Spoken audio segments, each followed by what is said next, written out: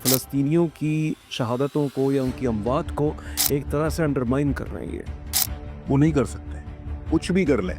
आप देखें ना, ये मैंने कहा, ये तूफान अक्सा की कामयाबी है कि आज इंटरनेशनल कोर्ट ऑफ जस्टिस का जो इदारा है, उसने वारंट जारी किए या नहीं किए। तो ज़िल्लत मिल रही है उसको, दुनिया भर से एक क्रिटिसिज्म वो सह रहा है। मैं तो करूँगा, मैं तो उनको नहीं छोड़ूंगा और मैं पूरा कंट्रोल गज़ा का मैं हासिल करके रहूँगा। बिल्कुल, अगर वो चाहता है कंट्रोल हासिल करना तो अपनी पूरी कोशिश करे। अब तक उसने, नेतन्याहू ने अपनी पूरी ताकत लगाई है, ऐसा नहीं कि कोई ताकत नहीं लगाई। उसने हर हरबा इस्तेमाल किया है, हर तरीका इस्तेमाल किया है, लेकिन 20 महीने में उसे क्या हासिल हुआ? वो अपने कैदी नहीं ले सका। खामनेई साहब ने कह दिया है कि ये जो मुज़ाकरात हो रहे हैं न्यूक्लियर के हवाले से, अमेरिका जो ये कह रहा है कि हम आपको मज़ीद इन्रिचमेंट करने की इजाज़त नहीं देंगे, तो खामनेई साहब ने पलट के कहा कि भाई आपसे पूछ कौन बचको।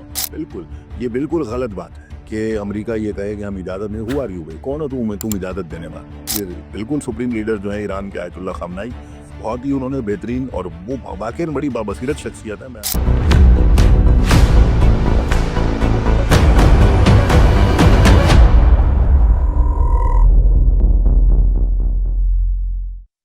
अस्सलाम वालेकुम, ज़ाविया की 15th एपिसोड के साथ अज़मीन जावेद आपके सामने फिर से हाजिर है डॉक्टर साबिर अबू मरियम साहब के साथ, जो कि पैलेस्टाइन फाउंडेशन के सेक्रेटरी जनरल हैं। और ये आज 15th एपिसोड है, ग़ालिबन 3 माह हो चुके हैं हमें एक साथ करते हुए। आज आप कुछ मुख्तलिफ चेंजेस भी देख रहे होंगे।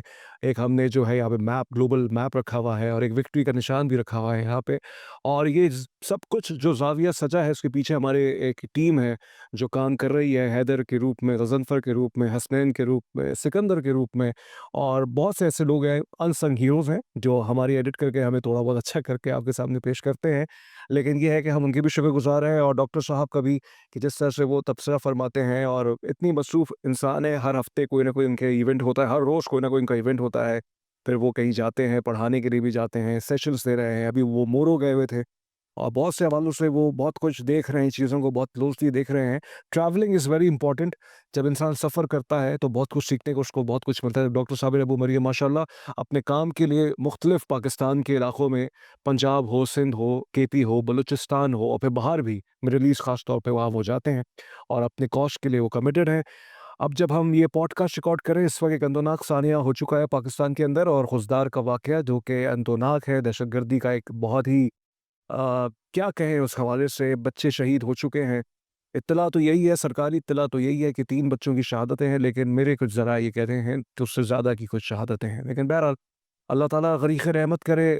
आईएसपीआर का ये कहना है कि ये बीएलए ने किया है ये, और बिल्कुल ताने-बाने हिंदुस्तान से ही मिलते हैं, क्योंकि माज़ी का पैटर्न वही है। कुलभूषण जाधव के जो मामलात हैं और सब इससे ढपा-छुपा नहीं है। हिंदुस्तान ने, हमारा जो दुश्मन है, जो दोबल, मुझे ये तवक्को नहीं थी उससे कि वो इस तरह की हरकत कर देगा।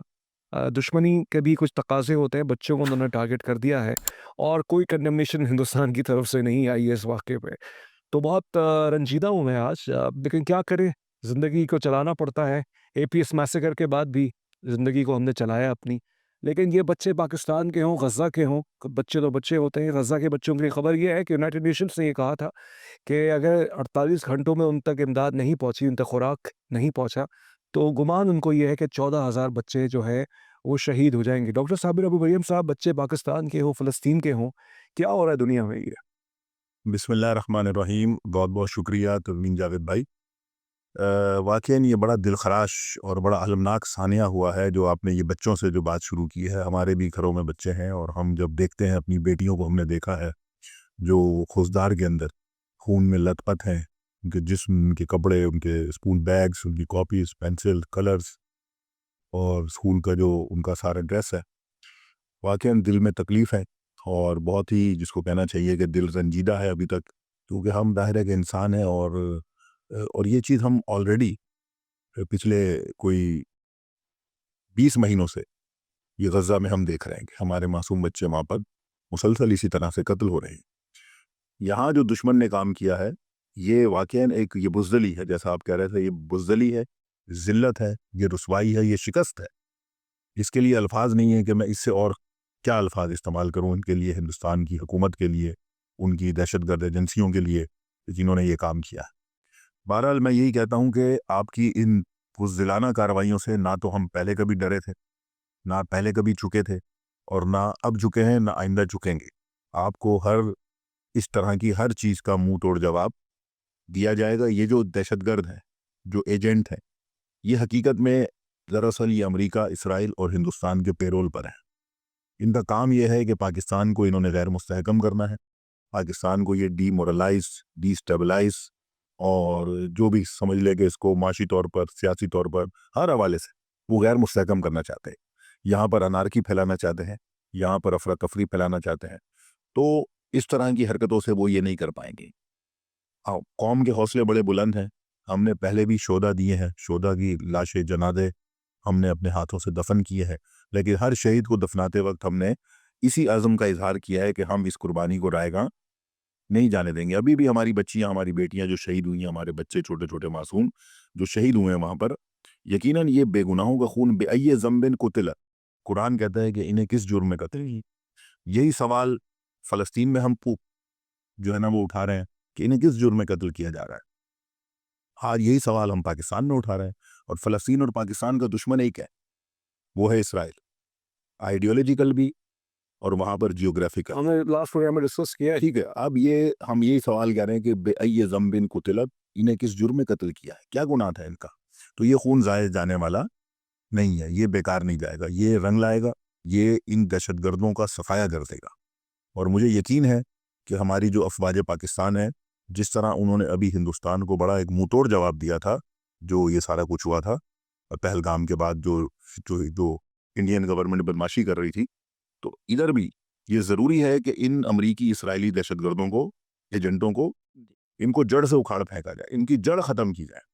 اور یہ بہت ضروری ہے. اس کے لیے پوری قوم کا اتحاد ہونا بھی ضروری ہے، پوری قوم کی یکجہتی بہت ضروری ہے. اور آپ جیسے جو مفکرین ہیں، جو دانشور ہیں، جو اینکرز ہیں، جو صحافی ہیں، ان کا بڑا کردار ہے. ہم سب کا ایک کردار ہے بطور قوم.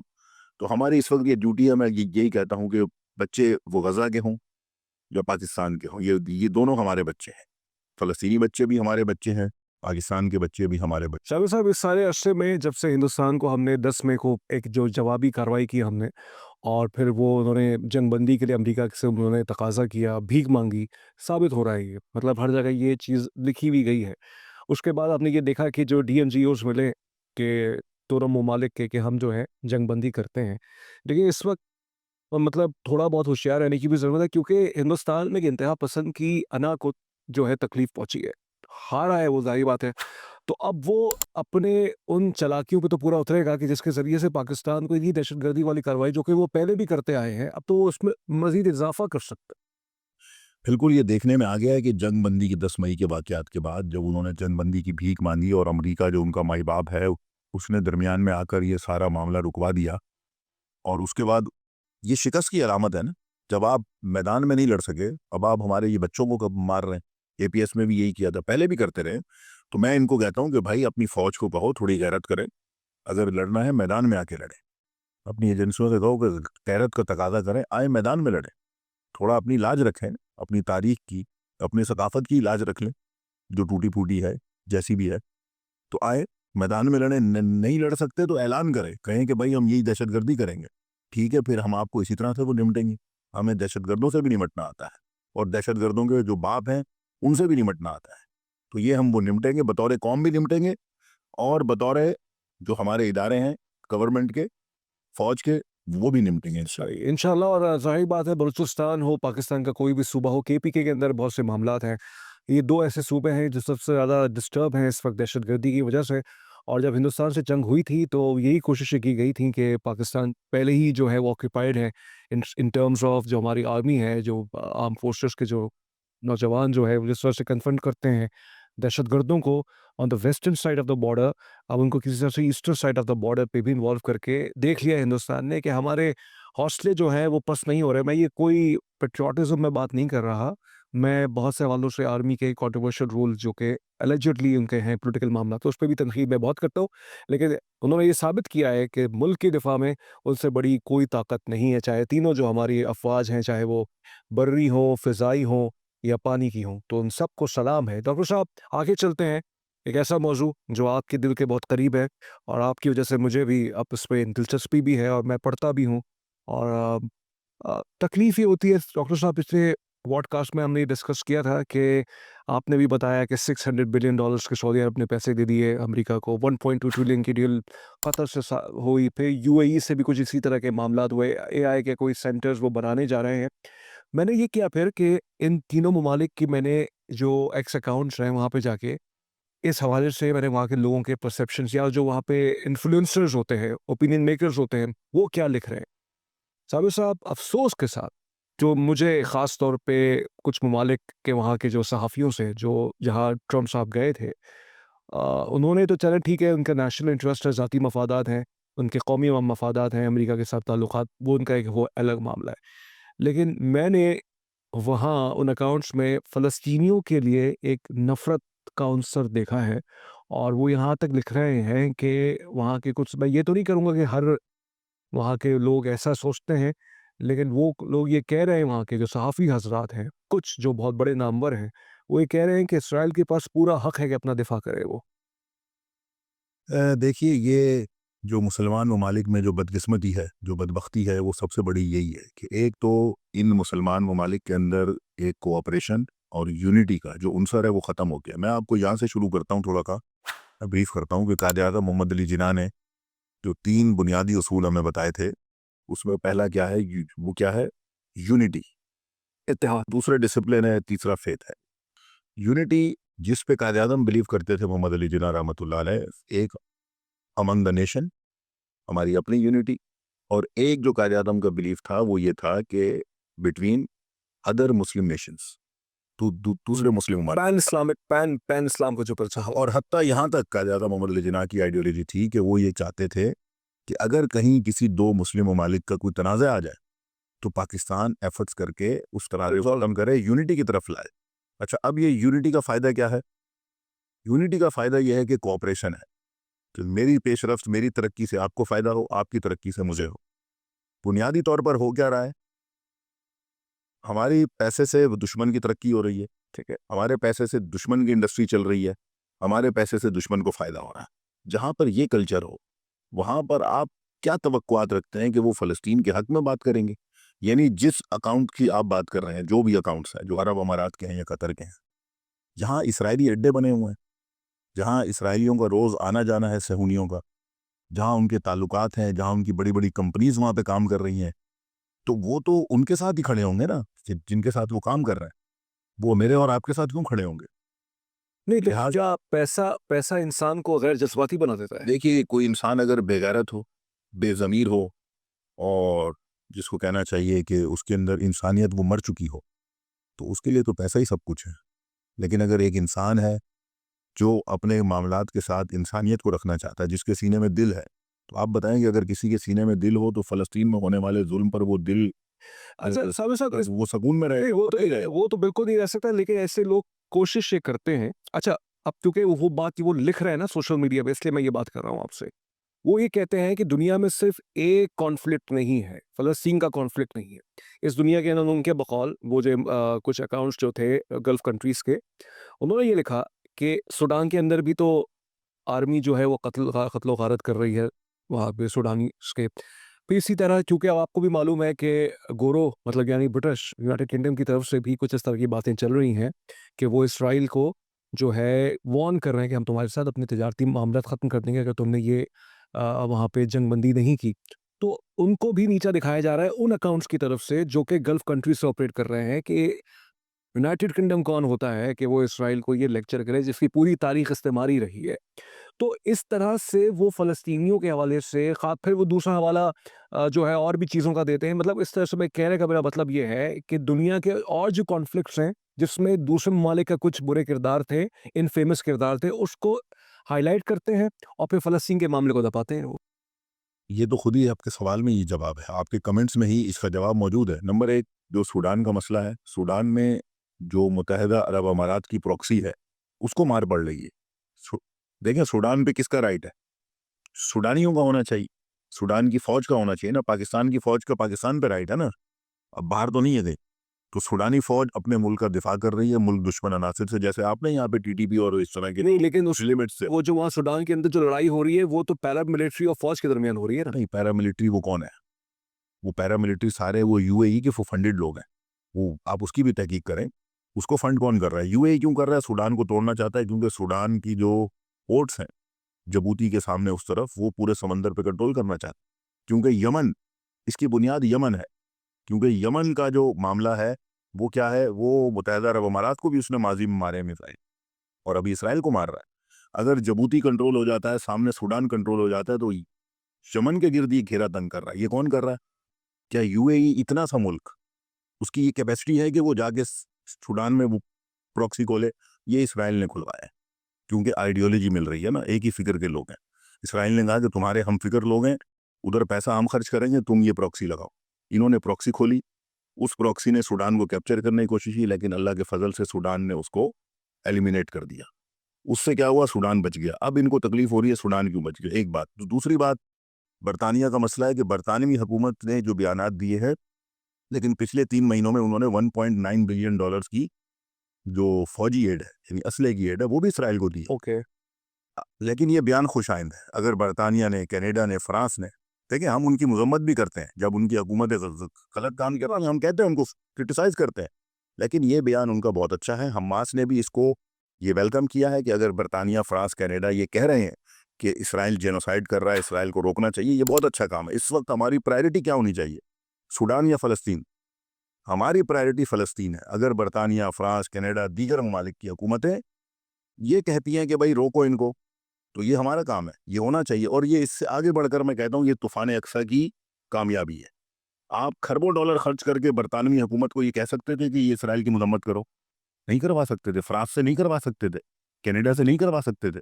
لیکن آج طوفان الاقصیٰ کے بعد سچویشن یہاں تک پہنچ گئی ہے کہ طوفان الاقصیٰ ابھی بھی جاری ہے، جس نے ان حکومتوں کو بھی مجبور کیا. اور اس مجبوری کو کس نے کیا ہے؟ جب میں کہتا ہوں طوفان اقصیٰ کی کامیابی، کیونکہ ان ملکوں کے عوام کھڑے ہیں، روزانہ سڑکوں پہ بیٹھے ہیں، روزانہ ملین مارچ ہو رہے ہیں، جس کی وجہ سے حکومتیں مجبور ہو رہی ہیں. یہ خوش آئند ہے، اس کو ویلکم کرنا چاہیے. اور ہاں، یہ جو کمپیریزن کرتے ہیں کہ سوڈان میں ہو رہا ہے فلاں فلاں فلاں، دیکھیے کہیں بھی کچھ ہو رہا ہے. جو کچھ فلسطین میں ہو رہا ہے وہ کہیں نہیں ہو رہا. نہیں، وہ نمبرز پہ کھیلتے ہیں. پھر بھی نہیں ہے. اچھا.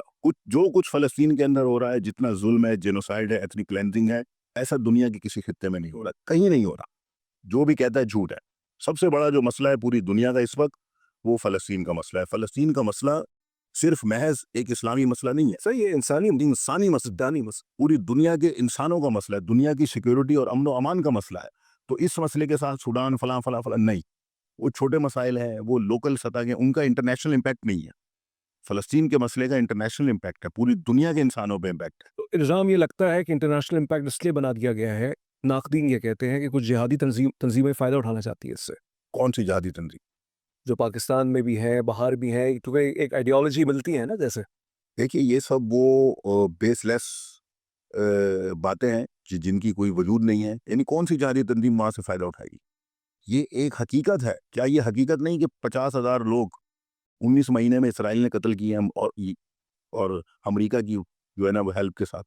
کیا اس پر کوئی فائدہ اٹھانے وہ یہ کہتے ہیں کہ کانفلکٹ حماس سے شروع کیا تھا 7 اکتوبر والا. نہیں، کانفلکٹ حماس نے شروع نہیں کیا. کانفلکٹ تو برطانوی حکومت نے شروع کیا، فرانس نے شروع کیا، اور خود امریکہ نے شروع کیا جب غاصب صہیونی ریاست اسرائیل بنائی گئی 1948 میں.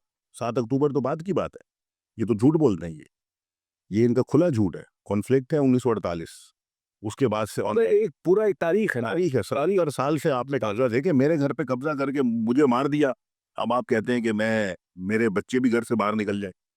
کیسے ہوگا؟ یہ فلسطینی تو قبول نہیں کریں گے. یہ مسئلہ ہے، 7 اکتوبر مسئلہ نہیں ہے. لیکن اب ناقدین یہ بھی کہہ رہے ہیں کہ حماس نے غزہ کے لوگوں کو آکیپائی کیا ہوا ایک طرح سے، کہ یہ تو امریکہ کہہ رہا ہے. تو یہ تو امریکہ کے جو امریکہ جو ماننے والے ہیں، دنیا کا بد اعتبار آدمی ہے، جس کی ایک بات کچھ ہوتی ہے، دوسری بات کچھ اور ہوتی ہے. کیا دنیا نہیں دیکھ رہی کہ حماس کا قبضہ ہے؟ کہاں پر قبضہ ہے؟ اگر حماس کا قبضہ ہے تو وہ جو غزہ کے 20 لاکھ لوگ ہیں، وہ حماس کے خلاف کیوں نہیں کھڑے ہو رہے؟ کھڑے ہو جائے نا. وہ جب اسرائیل کے خلاف وہ کھڑے ہو سکتے ہیں، جب اسرائیل کھلے عام ان کو مار رہا ہے. دیکھیں اگر ایک جگہ پہ بھی حماس نے ان پہ قبضہ کیا ہے یا حماس ان پہ ظلم کر رہی ہے، تو وہ تو میرا خیال ہے اب تک تو یہ تو امریکہ کے فائدے کی چیز تھی اسرائیل. اب تک تو ہمارے سوشل میڈیا کے چینلز وہ بھر جاتے. وہ بہت سے پپٹس خود پاکستان میں جو ان کے ایجنٹس ہیں، جو پیسے لے کے ان کے لیے ویلاگز کرتے ہیں یوٹیوب پر اور ادھر ادھر. ویلاگز کرتے ہیں. اسرائیل کے لیے اور امریکہ کے لیے وہ یہ ساری سٹوری چلاتے ہیں. وہ کہاں چلا پائے کیونکہ ہو نہیں رہا ایسا, حقیقت پر مبنی نہیں. تو یہ جو بھی عرب اماراتی اکاؤنٹس ہیں, قطری اکاؤنٹس ہیں, سعودی اکاؤنٹس ہیں سوشل میڈیا کے, یہ جھوٹ ہے, بیس لیس ہے, بے بنیاد ہے. ان کو صرف پیسے دے کے بٹھایا گیا, سائبر سیلز بنائے گئے ہیں کہ ان کا کام ہے کہ لوگوں کے مائنڈ کو کنفیوز کرنا. تو مائنڈ اس وقت کنفیوز نہیں ہو سکتے کہ حقیقت کھلی ہوئی ہے, یعنی کھلی کتاب کی طرح ہے. کوئی اس کو یہ نہیں کہہ رہا کہ کتاب کھول کے دیکھ لو کہ صفحہ کدھر ہے, الٹا ہے کس نہیں, صفحہ سیدھا ہے.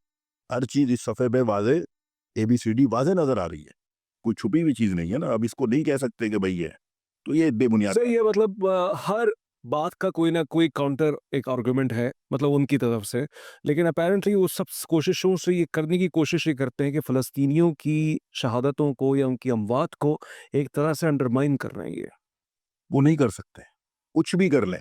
آپ دیکھیں نا, یہ میں نے کہا یہ طوفان اقصی کی کامیابی ہے کہ آج international court, criminal court, international court of justice کا جو ادارہ ہے, اس نے وارنٹ جاری کیے یا نہیں کیے. لیکن اس میں یہ بھی کہتے ہیں نا سرکار کہ اگر نیتن یاہو کے بھی جاری کیے تو اسماعیل ہنیہ کے بھی جاری کیے. نہیں, میں آپ کو بتاتا ہوں, جو نیتن یاہو کے اس نے وارنٹ جاری کیے ہیں, کیا کسی کو یہ امکان تھا؟ دیکھیں, اسماعیل ہنیہ کے ہونا, میرے وارنٹ جاری ہونا, کسی اور کے ہونا, یہ کوئی معنی نہیں رکھتا. کیونکہ ہم جس راستے پر ہیں, فلسطین کے راستے پر, جب آپ فلسطین کا پرچم اٹھائیں گے وہ آپ کو کہیں گے آپ دہشت گرد ہیں. جب آپ اسرائیل کا پرچم اٹھائیں گے وہ آپ کو کہیں گے آپ جو ہے نا بڑے سوفسٹیکیٹڈ لوگ ہیں. تو یہ تو ویسے ہی بکواس ہے, اس بکواس میں ہم نہیں جاتے. یہ بات ہے کہ دیکھیں, اسماعیل ہنیہ کی پوزیشن الگ ہے, میری پوزیشن الگ ہے, آپ کی الگ ہے, کسی اور کی الگ ہے, لیکن نیتن یاہو کی پوزیشن الگ ہے. نیتن یاہو کے پیچھے پوری دنیا ہے, امریکہ ہے, برطانیہ ہے, سب ہے. اس کے اوپر اگر انٹرنیشنل کورٹ نے دیا ہے تو یہ فلسطینیوں کے طوفان الاقصی کی کامیابی ہے. جو 7 اکتوبر کو بلیم دیتے ہیں, یہ اس 7 اکتوبر کی کامیابی ہے کہ جس نے دنیا کو جھنجھوڑ کے رکھ دیا, اور دنیا اس نتیجے پر آئی کہ مجبوراً اس کورٹ کو یہ کہنا پڑا کہ اس کو گرفتار کرو. اور آج اگر یورپین ممالک کے اندر بھی کئی یورپین ممالک بالکل ہے, وہ اس وقت تیار بیٹھے ہوئے ہیں, ان کی حکومت ہے, وہ کہتے ہیں کہ اگر ہماری فضائی حدود سے نیتن یاہو آئے گا ہم جہاز اتار لیں گے. تو کیا آپ یہ کھربوں اربوں ڈالر خرچ کر کے بھی یہ کام ہو سکتا تھا؟ یہ طوفان اقصی ہے, یہ 7 اکتوبر کی کامیابی ہے جس کو وہ انڈرمائن کرنا چاہتے ہیں. صرف شہادتوں کو انڈرمائن نہیں کر رہے, وہ ان بڑی کامیابیوں کو انڈرمائن کرنا چاہتے ہیں جو وہ چاہتے ہیں کہ عوام کے سامنے نہ آئے. ٹھیک ہے صابر صاحب, لیکن اس میں ایک اور سوال بھی, آپ نے بالکل صحیح حوالہ دیا, لیکن نیتن یاہو کے حوالے سے جیسے اس کو ذلت مل رہی ہے, اس کو دنیا بھر سے ایک کرٹیسزم وہ سہ رہا ہے. کرٹیسزم کیا, اس کو مطلب سلرز, اور ہر کوئی مطلب جو بھی انسان اپنے جذبات یا کیتھارسس کرتے ہوئے جو بھی مخلصات بخش سکتا ہے اس انسان کو, وہ اس کے نصیب میں تو آ چکا ہے. جیسے آپ نے پچھلے پوڈ کاسٹ میں حوالہ بھی دیا تھا کہ ٹرمپ سے اس کے معاملات ذاتی شاید وہ خراب بھی ہو رہے ہیں, لیکن وہ اتنا کمزرف ہو چکا ہے اور اتنی فیشزم کی آخری سطح پہ چلا گیا ہے کہ اس کو فرق نہیں پڑتا اپنی عزت کا. اور وہ ابھی بھی غزہ کے اندر, ہم جب یہ پوڈ کاسٹ ریکارڈ کر رہے ہیں اس سے پہلے بھی اس نے کہا میں تو کروں گا, میں تو ان کو نہیں چھوڑوں گا, اور میں پورا کنٹرول غزہ کا میں حاصل کر کے رہوں گا. بالکل, اگر وہ چاہتا ہے کنٹرول حاصل کرنا تو اپنی پوری کوشش کرے. اب تک اس نے, نیتن یاہو نے اپنی پوری طاقت لگائی ہے, ایسا نہیں کہ کوئی طاقت نہیں لگائی. اس نے ہر حربہ استعمال کیا ہے, ہر طریقہ استعمال کیا ہے, لیکن 20 مہینے میں اسے کیا حاصل ہوا؟ وہ اپنے قیدی نہیں لے سکا. آگے بھی انشاءاللہ وہ نہیں لے سکا. لیکن وہ کہہ رہا ہے کہ لوگ کہتے ہیں وہ اپنے قیدیوں میں انٹرسٹڈ نہیں ہے. وہ کوئی بات نہیں, وہ اگر انٹرسٹڈ نہیں ہے تو نہ ہو, وہ مارے جائیں گے, یہ خود مار دے گا ان کو. پہلے بھی اس نے 33 قیدیوں کو مارا ہے بمباری کے ذریعے, یہ مزید مار دے گا, کوئی مسئلہ نہیں ہے. لیکن پھر بھی نہ حماس ختم ہوگی, نہ ہی وہ غزہ ختم ہوگا, نہ یہ ریزسٹنٹ ختم ہوگی. یہ چلے گی چاہے کچھ بھی کر لے. غزہ کے لوگ غزہ سے نہیں نکلیں گے. یہ ان کو روٹی کی آفر کر رہے ہیں, پانی کی آفر کر رہے ہیں, وہ بھوک سے مرنا گوارا کرتے ہیں, لیکن ان کے ہاتھ کا کھانا لینا گوارا نہیں کرتے. امریکہ ان کو آفرز کر رہا ہے, ٹرمپ نے آفرز کی ہیں, انہوں نے ساری آفرز اٹھا کر ٹھکرا دی ہیں. میں پچھلے پروگرام میں بھی کہہ چکا ہوں. تو لہذا یہ کچھ بھی کر لیں, نتیجہ یہی ہے جو مزاحمت کے ہاتھ میں. یعنی نیتن یاہو پہلے کیا چاہتا تھا؟ وہ غزہ کو تباہ کرنا چاہتا تھا, غزہ پہ کنٹرول کرنا چاہتا تھا, لبنان کو تباہ کرنا چاہتا تھا, لبنان میں اپنی فوجیں لگانا چاہتا تھا. تو کیا اس نے لگا لی؟ آج جنوبی لبنان پہ لبنانی فوج بیٹھی ہوئی ہے. آج لبنان کے اندر جو ریزسٹنس ہے وہاں کی, اس نے بلدیاتی انتخابات میں کلین سویپ کر دیا. کہاں پہ؟ لبنان میں. لبنان میں. تو یہ کامیابیاں ہیں نا, یہی کام یہ فلسطین میں ہو رہا ہے. آج اگر الیکشن ہو جائے فلسطین میں تو ہماری فلسطینی مزاحمت اس کو کلین سویپ کرے گی, دنیا حیران ہو جائے گی. یہ دنیا کو یہ قبول نہیں ہے نا کہ کسی بھی سیٹ اپ میں حماس کا کوئی کردار ہو. دنیا کے اب قبول ہونے سے نہیں ہوتا. دیکھیں, جو مقامی لوگ ہیں وہ فیصلہ کریں گے. فیصلہ کس کا مانا جائے گا؟ رائٹ تو یہی ہے, رائٹ آف سیلف ڈٹرمینیشن. وہ بتائے گی کیا کرنا ہے. باہر والوں کا کیا حق ہے؟ نہیں ہم نہیں امریکہ کو کیا رائٹ ہے کہ وہ فلسطین کا فیصلہ کرے؟ کہ امریکہ بات کرتا ہے جمہوریت کی، انسانی حقوق کی، ان سے ڈیلز کر رہا ہے کہ جن کے ممالک پر شدید لیول کے ہیومن رائٹس کے ابیوزز کے الزامات ہیں، ان سے وہ گفتگو بھی کر رہا ہے بیٹھ کے، ان سے وہ پیسے بھی لے رہا ہے، پیسے بھی دے رہا ہے. تو میں یہ آپ سے کہنا یہ چاہ رہا ہوں، بے شک ہمارے بھی یہی جذبات ہیں کہ فلسطین کے عوام کا جو فیصلہ ہو وہ قبول کرنا چاہیے، لیکن گراؤنڈ ریالٹیز یہی کہتی ہیں، پریگمیٹک بات ہے، جو طاقت کے مراکز ہے جو وہ فیصلہ کریں گے ہوگا وہی. ہرگز ایسا نہیں ہے. اگر طاقت کے مرکز نے فیصلہ کرنا ہوتا تو فلسطین خالی ہو چکا ہوتا آج. اگر 20 مہینے میں یہ طاقت کے مراکز یہ نہیں کر سکے، اس کا مطلب آگے بھی نہیں کر سکے. یہ بہت واضح ہے یہ بات. یہ مثال سے میں نے سمجھانے کی کوشش کی ہے کہ یہ ہمارے سامنے زندہ مثال ہے کہ 20 مہینوں میں جو کام نہیں ہو سکا وہ اگلے 20 مہینے کے 100 مہینوں میں بھی نہیں ہوگا، کیونکہ 48 سے اب تک نہیں ہو سکا، آگے بھی نہیں ہوگا انشاءاللہ. یہ 48 سے اب تک اتنی کیجولٹیز بھی تو نہیں ہوئی نا سر، اس سے زیادہ ہوئی ہیں. وہ تو مجموعی میں نے آپ کو پہلے بھی بتایا ہے کہ سن 1948 میں 15 مئی کو ایک ہی دن میں 25,000 فلسطینی قتل ہوئے. 25,000. آج 20 مہینوں میں 50,000 کی فگر ہے. ٹھیک ہے، ہم فگر کے اوپر مقابلہ نہیں کر رہے ساری بات. لیکن یہ فیکٹس ہے. 600 دیہاتوں میں 571 ولیجز کے اندر یہ مسکر ہوا سارا، ایک دن میں ہوا، 24 آورز. 15 لاکھ فلسطینی ایک دن میں گھر سے نکالے گئے. یہ آج تو یہ نہیں نکل رہے، پہلے نکالے گئے. یہ سارے فیکٹس ہیں نا. یہ جو کچھ 20 مہینے میں ہو رہا ہے، جو کچھ 48 سے اب تک ہوا ہے، اس سے زیادہ ہو چکا ہے. لیکن فلسطینیوں کو پتا ہے کہ بڑے مقصد کے لیے بڑی قربانی ہمیں دینا پڑے گی. ہم وہ دیں گے اور وہ دے رہے. کوئی شکوہ نہیں ہے. دیکھ رہا سلام ہے ان پر. وہ ملبے کے ڈھیر پہ بیٹھ کر قرآن کا سایہ لے کر بیٹھے اپنے سر. ٹھیک ہے، ان کے سروں پہ چھت نہیں ہے لیکن قرآن مجید لے کے بیٹھے ہوئے. ان کے پاس کھانے کو روٹی نہیں ہے لیکن وہ اللہ کا نام لے رہے. یہ وہ طاقت ہے جس کو دنیا نہیں سمجھ سکتی، اور دنیا سمجھ رہی ہے. جن کو سمجھنا ہے وہ سمجھ رہے ہیں. اسی طاقت نے دنیا کے ہر انسان کو بیدار کیا ہے، چاہے وہ مسلمان ہے یا غیر مسلم. یہی وہ طاقت ہے جس نے بیدار کیا ہے. نہیں، ہم اذانوں کی آوازیں تو سنتے ہیں، وہاں سے جو فوٹیجز آتی ہیں، آئی ہوپ وہ بالکل جینیئن ہی ہو. جس طرح سے وہاں پہ جو مؤذن ہوتا ہے اذان دیتا ہے، اس کی آواز میں رقت ہوتی ہے. پھر جذبہ ان کا بہت بلندی پر ہے. مطلب شرمناک بات ہوتی ہے ناظرین اگر ہم اپنے کچھ مسلکی تعصب کی وجہ سے یا سیاسی تعصب کی وجہ سے فلسطینیوں کی قربانیوں کو ہم انڈرمائن کریں. بالکل. یہ تو ان کو سوچنا ہے کہ جو عرب ہیں، جن کے اکاؤنٹس کا آپ نے حوالہ دیا تھا، یہ تو میرے خیال ہے ان تک یہ پیغام جائے. خدا کرے کہ وہ اس چیز کو سمجھیں. میں ان کے لیے دعا کرتا ہوں کہ ان کی بھی سمجھ میں یہ بات آئے، ان کے ضمیر بیدار ہوں اور وہ اس کو محسوس کریں اور اپنی کیونکہ بات اس یہ محنت سے یہ ہے کہ اس پوڈ کاسٹ میں آپ بھی دیکھ رہے ہوں گے کہ کاؤنٹر کوسچن کرنے کا کوئی حق نہ مجھے نظر آ نہیں ہے. اس کی وجہ یہ ہے کہ جتنی میں اور آپ کے سامنے باتیں رکھ سکتا ہوں، مطلب جو کہ اپیرنٹلی جس سے مجھے یہ لگتا ہے کہ اگر میں یہ کاؤنٹر آرگیومنٹ رکھوں گا تو فلسطینیوں کا جو کاز ہے وہ ڈسٹرب ہوگا. کیونکہ دیکھیں، ایک اچھا جرنلسٹ، ایک اچھا اینکر جو ہوتا ہے وہ کبھی بھی مطمئن نہیں ہوتا جوابات سے. وہ کرٹیکل کوسچننگ کرتا ہے. لیکن میں اس پہ کیا دیکھیں اس پہ میں کیا کرٹیکل کوسچننگ کروں کہ مطلب فلسطین میں لوگ مر رہے ہیں تو آپ کو فلسطینیوں کا حق خیال زیادہ ہے. یمن کے اندر لوگ مر رہے ہیں یا سوڈان کے اندر لوگ مر رہے ہیں یا کشمیر کے اندر مر رہے ہیں، وہاں کا آپ ایسا نہیں سوچ رہے. مطلب اس طرح کے جو بیانات جو لوگ بناتے ہیں، اپنا ذہن اس پہ لگاتے ہیں، ان کو یہ کیوں نہیں مطلب ان کے ذہن میں یہ بات آتی ہے کہ فلسطین میں مر رہا ہو یا سوڈان میں مر رہا ہو، موت موت ہے بھائی. اگر ایک ایشو زیادہ ہائی لائٹ ہو رہا ہے تو اس کی وجہ غالباً ایک صرف یہ نہیں ہے کہ ایشو ہائی لائٹ ہو رہا ہے. اس ایشو کی اپنی امپورٹنس ہے. وہ جس جگہ پر ہے، جو اس کی ہسٹری ہے. سوڈان کی تو یہ ہسٹری نہیں ہے، کسی اور معاملے کی وہ ہسٹری نہیں ہے جو it has taken around 7 decades now. It's not about 8 decades almost. It's not about 1 or 2 days. It's been going around for 8 decades like Dr. Saab has mentioned. So I believe that if we are going to raise any critical questioning at this point of time, which somehow perpetually undermines the sacrifices and the cause of Palestine, I think we are doing great injustice with our work. Of course. صاحب یہ بتائیے کہ اب تو دوسری عید بھی آ رہی ہے، عید الاضحیٰ، اور بھوک ہے وہاں پہ. آپ نے ایک ویلاگ کیا، آپ نے یہ ثابت کر دیا کہ چائنا نے کوئی ایڈ نہیں دی ہے. تو اگر چائنا بھی ایڈ نہیں دے پا رہا، کون ایڈ دے گا بھائی؟ سب سے پہلے تو میں اس بات پہ یہ کہتا ہوں کہ جو ہمارے مسلمان بھائی ہیں جو یہ میسج چلا رہے ہیں اور جو کہہ رہے تھے جو چائنا والی معاملے پہ، تو ہمیں چائنا اور وہ رشیا سے توقعات رکھنے سے زیادہ ضرورت اس بات کی ہے بھائی کہ ہم اپنا رول کیا پلے کر رہے ہیں. ہمیں اس طرف لانا ہے. ہمارا اپنا کوآپریشن کیا ہے.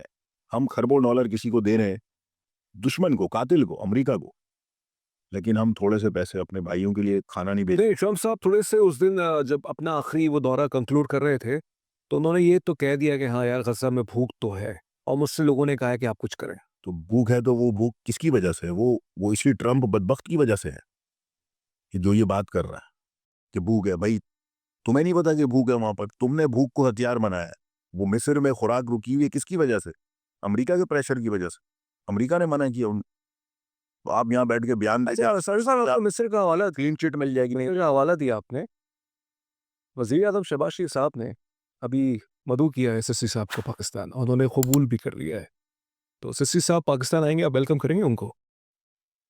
میں کیسے ویلکم کروں ان کو؟ وہ بھی اسی طرح ہمارے بچوں کا جس طرح اسرائیل قتل میں برابر کا شریک ہے, وہ بھی شریک ہے. تو general Sisi should not welcome in Pakistan. یہ عوام کی ذمہ داری ہے کہ وہ اس طرح کے بدبختوں کو اپنے ملک میں. نہیں, اور پاکستان کی مصر سے کیا کوئی فائدہ ہے؟ کوئی فائدہ نہیں ہے. وہ کیوں بلا رہے ہیں ان کو؟ یہ خامخواہ ایک وہ ہے, یہ جو ہے نا, یہ ایک وہ اسرائیلی پپٹ ہے, امریکی پپٹ ہے. وہ رفح کراسنگ پہ ہماری ایڈ روک کے بیٹھا ہوا, ہمارے بچوں کے لیے خوراک نہیں جانے دے رہا. تو پاکستان میں کیسے ویلکم ہو؟ اس کے خلاف احتجاج ہونا چاہیے, اس کو ویلکم نہیں کرنا چاہیے. لیکن پاکستان کے اندر پھر لوگ یہ کہہ سکتے ہیں نا کہ دو ملکوں کے یہ معاملات ہیں, بائیلیٹرل معاملات ہیں. کے معاملات ٹھیک ہے, اپنی جگہ ہے, رہیں, لیکن ہم اس کو ویلکم نہیں کر سکتے. ہم خوش نہیں ہیں. ہم پاکستان کے عوام ہے, حکومت بلا رہی ہے, وہ بلا لے شہباز شریف صاحب. ہم یعنی یہ عوام اس میں خوش نہیں ہو سکتی. اس میں عوام خوش نہیں ہو سکتا. سسی کی تو تاریخ ہی یہ رہی ہے نا کہ اس نے کس طرح سے لوگوں کو سپورٹ کیا ہے. بالکل, وہاں پہ قتل عام کر کے وہ وہاں پہ حاکم بنا. تو یہ مطلب یہ تو بہت عجیب و غریب ہے. میرا خیال ہے اسے آنا بھی نہیں چاہیے. لیکن وہ ایک ساری بات ہے, دو ملکوں کے معاملات ہیں یہ. اچھا صابر صاحب, آخری بالکل وقت رہتا ہے, یہ بتائیے, خامنئی صاحب نے کہہ دیا ہے کہ یہ جو مذاکرات ہو رہے ہیں نیوکلیر کے حوالے سے, امریکہ جو یہ کہہ رہا ہے کہ ہم آپ کو مزید انریچمنٹ کرنے کی اجازت نہیں دیں گے, تو خامنئی صاحب نے پلٹ کے کہا کہ بھائی آپ سے پوچھ کون. بالکل, یہ بالکل غلط بات ہے کہ امریکہ یہ کہے کہ ہم اجازت نہیں. ہوا رہی ہو بھائی, کون ہو تم اجازت دینے والا؟ یہ بالکل سپریم لیڈر جو ہے ایران کے آیت اللہ خامنئی, بہت ہی انہوں نے بہترین اور وہ واقعی بڑی بابصیرت شخصیت ہے. میں ہمیشہ کہتا ہوں, اور ہمارے تو آئیڈیل ہیں, اور ہم بہت ان کی تقریروں سے, گفتگو سے سیکھتے ہیں, سنتے ہیں, سمجھتے ہیں کہ واقعی ایک لیڈر کو ایسا ہونا چاہیے. کسی مسلم دنیا کا لیڈر یہی ہونا چاہیے جو ٹرمپ کو بتائے کہ بھائی تم ہو کون, تم سے کہا کس نے کہ تم اجازت دو, ہم نے کب تم سے کہا اجازت دو. یہ بلا واسطہ مذاکرات ہیں, یہ براہ راست نہیں ہے, بلا واسطہ ہے. جس چیز پر ہو رہے ہیں وہ بات کرو. تم آ گئے کہ ہم اجازت نہیں دیں گے, تم کون ہو اجازت؟ ہم نے مانگی کب ہے تم سے اجازت؟ ہم اپنا کام کر رہے ہیں. ایران 60% انریچمنٹ کر رہا ہے یورینیم کو. صحیح ہے. 90% جس دن کر لے گا تو سمجھ لیں ایٹم بم بن سکتا ہے. وہ 90% ہوئے, اور ہفتوں کا کام ہے ان کے لیے, کوئی دور نہیں ہے ان کے لیے. لیکن IAEA کے معاہدے کی وجہ سے, صحیح ہے, جو انٹرنیشنل قوانین کی پاسداری کے لیے ایران 60% پہ رکا ہوا ہے. لیکن 60% سے 90% تک جانے میں اس کو چند ہفتے لگیں گے, مہینے نہیں, ہفتوں کی بات ہے. اس مذاکرات کا فریم ورک کیا ہے؟ مطلب وہ یہ وہ ایران تو کہتا ہے اس کی آفیشیل پالیسی تو یہی ہے کہ ہم اس سے کوئی ایٹمی ہتھیار تو نہیں بنانا چاہتے. تو امریکہ کا خوف کیا ہے پھر؟ کس چیز کا خوف؟ امریکہ کو خوف یہ ہے کہ اگر ایران جوہری توانائی حاصل کرتا ہے, ترقی کرتا ہے, اور بہت سارے معاملات میں خود کفیل ہو جاتا ہے, یا خطے میں وہ اس چیز کو دینا شروع کر دیتا ہے, کوآپریشن, پھر اسی پہ آ جائیں, کوآپریشن, اس سے ڈرتا ہے. اگر خطے کے ممالک اس سے یہ توانائی لینے لگ گئے, یہ انرجی لینے لگ, بیماریوں کا علاج اس سے سونے لگ گیا, میڈیسن ہونے لگ گیا, تو ہماری انڈسٹری کہاں چلے گی؟ مطلب ایک طرح سے ایران کا ایک اس ریجن کے اندر ایک طرح سے اوپر اپر ہینڈ ہو جائے گا. اپر ہینڈ ہوگا وہ بالکل اس وقت پورے ریجن. لیکن صاحب صاحب خطرہ یہ ہے کہ ایک دو ہفتے میں شاید کوئی کاروائی ہو سکتی ہے. دیکھیے, یہ امریکہ نے کہا ہے, جو مختلف مغربی چینلز پہ خبریں چل رہی ہیں کہ امریکہ نے کہا ہے کہ ہمارے پاس انٹیلیجنس رپورٹ ہے کہ اسرائیل حملہ کرنے والا ہے. دیکھیں, امریکہ یہ فیک خبر ہے. امریکہ کے پاس انٹیلیجنس کی ضرورت نہیں ہے. جس دن اسرائیل نے حملہ کیا ایران پر, امریکہ کی وہ مدد سے کرے گا. امریکہ کی مدد سے کیسے کرے گا؟ وہ ترکی میں فوجی اڈے ہیں امریکہ کے, قطر میں آگے پیچھے ادھر ادھر سارے جگہوں پہ ہیں, میں سب کے نام کہہ لوں, آپ کو پتا ہے. یہاں کس کے اڈے ہیں؟ یہاں امریکہ کے اڈے ہیں. اسرائیل ان کی مدد سے حملہ کرے گا ایران پر. تو یہ تو امریکہ اور ان کے ایک ساتھ ہو گئے ہوگی. اس وقت سچویشن امریکہ یہ کہتا ہے کہ انٹیلیجنس, سوری میں اب چیز, امریکہ کہتا ہے کہ انٹیلیجنس ہے, نہیں, یہ جھوٹ بول رہا ہے امریکہ. جس وقت کرے گا اسرائیل, میں یہ کہتا ہوں کہ امریکہ کی مدد سے کرے گا. امریکہ کی مدد کے بغیر وہ نہیں کر سکتا. لیکن ایران نے کوشش کر کے نیوٹرلائز تو کر دیا ہے نا جو گلف کنٹریز کے معاملات ہیں. جیسے ہم نے ہی ڈسکس کیا تھا کہ ان کے جو ڈیفنس منسٹر ہیں سعودی عربیہ کے, हिज एक्सेलेंसी ईरान गए, वहाँ से लोगों से उन्होंने मुलाकात की, खामनेई साहब से भी मुलाकात की, वहाँ के प्रेसिडेंट से भी मुलाकात की, तो दोनों के दरमियान अच्छे रवाबित भी हैं। बिल्कुल। तो ये ममालिक इस वक्त ख़ास तौर पे ये जो डील साइन हो गई है, जो उनके मुआशी मफादात अमेरिका से जुड़ गए हैं, क्या ईरान के इंटरेस्ट को वो अब सपोर्ट करेंगे? ये एक बड़ा वो मुश्किल सवाल है और आने वाला वक्त ये बताएगा, लेकिन ज़ाहिरी तौर पर जो इस वक्त सियासत नज़र आती है उसमें तो ऐसा लगता है जब अरबों खरबों डॉलर ये लगा रहे हैं तो फिर ज़ाहिर है कि ये जो इनको F-35 मिलने हैं, ये सारी चीज़ें मिलनी हैं, तो ये इस पे कंप्रोमाइज़ नहीं करेंगे, ये उन चीज़ों को लेंगे क्योंकि ये मुआहिदों में तय हुआ है। तो अगर ये लेंगे तो ये खित्ते में बहुत बड़ी गलती करेंगे, बहुत बड़ी मिस्टेक करेंगे और ईरान को इनकी कोई इतनी ख़ास ज़रूरत भी, क्योंकि पहले भी इन्होंने ईरान की कोई मदद की नहीं है। पहले भी जब इसराइल ने हमला किया था तो ईरान ने जिस वक्त जवाबी वार किया, पहला वार, उस वक्त भी खित्ते के तमाम अरब ममालिक खामोश हो गए थे, ना वो इधर थे ना उधर थे। ये बहुत बड़ी ईरान की कामयाबी है कि अगर इस मरतबा भी कुछ हुआ तो मैं आपको ये बता दूं, अगर इसराइल ने हमला किया तो ईरान का जो जवाब होगा वो फिर सहूनी आबादकार ये जान लें कि उन्हें इसराइल से भागना पड़ेगा। अब वो रह नहीं पाएंगे, फिर ये फाइनल। मतलब लिमिटेड नहीं होगा जब आप और जी, और मैं आपको बताऊं कि जो जो जो जो अमेरिकन इस वक्त जो पॉलिटिकल एनालिस्ट हैं वो ये लिख रहे हैं इस वक्त, वो कह रहे हैं कि अगर इसराइल ने हमला कर दिया तो ये तीसरी जंग होगी बड़ी और ईरान अकेला नहीं रहेगा, और ना ईरान अकेला है, ये भी कह रहे हैं वो। उन्होंने कहा कि हार्श रिस्पॉन्स होगा और इसका रिजल्ट ये होगा कि फिर इसराइल को खाली होना पड़ेगा। अच्छा, चले देखते हैं डॉक्टर साहब, बहुत शुक्रिया आपका। बहुत ही एक इम्पोर्टेंट पॉडकास्ट था ये, सब्सटैंशियल गुफ्तगू हमने डॉक्टर साबिर अबू अय्यब साहब के साथ की। नाज़रीन, यही खूबसूरती है डॉक्टर साबिर साहब की, इसलिए नहीं कह रहा मेरे सामने बैठे हैं। ये जो वो गुफ्तगू करते हैं वाक़ई मानी ख़ेज़ गुफ्तगू थी। इख्तिलाफ़ का हक़ है, प्लीज़ हमसे इख्तिलाफ़ करें, हमें बताएँ कि, लेकिन लॉजिक के साथ हमें बताएँ कि यार यहाँ आपकी बात से हम इत्तेफ़ाक नहीं करते। एनालिसिस आपका भी राइट है, आप भी पढ़ते हैं, लिखते हैं, चीज़ों को समझते हैं। आज का पॉडकास्ट मैं ख़त्म करूँगा इस मंज़र के साथ। आपने देखा होगा कि व्हाइट हाउस में साउथ अफ्रीकन प्रेसिडेंट भी बैठे हुए थे और डोनाल्ड ट्रम्प साहब भी बैठे हुए थे। तो डोनाल्ड ट्रम्प साहब ने साउथ अफ्रीकन प्रेसिडेंट से कहा कि देखो, तुम्हारे मुल्क के अंदर जो सफ़ेद लोग हैं उनके साथ तुम्हारी हुकूमत किस तरह का नारवा सलूक कर रही है, जिस पर उन्होंने पलट के ये कहा कि काश मैं आपको जहाज़ दे सकता। तो एक तरह से उन्होंने ये जवाब दे दिया है डॉक्टर साहब कि अगर मैं तुम्हें जहाज़ दे दूँ या कोई तुम्हारे मफादात, मुआशी मफादात का तहफ़्फ़ुज़ करूँ, तो तुम मेरे मुल्क के अंदर जो ह्यूमन राइट के अब्यूज़ेज़ हैं, तुम उस पे कोई सवाल नहीं उठाओगे। एक तरह से उन्होंने ये समराइज़ कर दिया है, ये एक कंक्लूज़न दे दिया है कि दुनिया कैसी है, मफ़ाद की दुनिया है। आप अपनी ज़ाती ज़िंदगी में भी देख लीजिए और फिर इसको अप्लाई कीजिए इंटरनेशनल। अगर आपको लगता है कि कोई आपको पैसा देगा, तो आप उसकी शायद गाली भी बर्दाश्त कर लेंगे। तो तस्मीन जावेद को डॉक्टर साबिर अबू रहीम साहब के साथ इजाज़त दीजिए। ज़ाविया की इस 15th एपिसोड से अपना बहुत ख्याल रखिएगा। अल्लाह हाफ़िज़।